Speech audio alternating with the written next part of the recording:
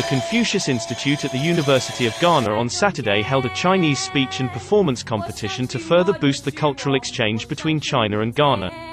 The competition is part of the Institute's activities to mark the UN International Chinese Day on April 20th. The competition featured a variety of talent shows including Chinese traditional dance, martial arts, and stand-up crosstalk.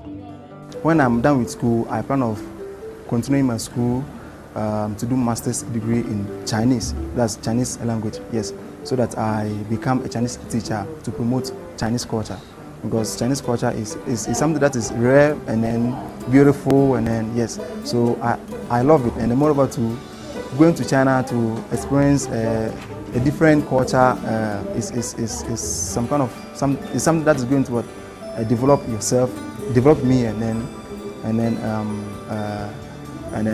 do a lot of stuff in Chinese. The Confucius Institute at the University of Ghana, established in 2013, has enrolled about 40,000 students.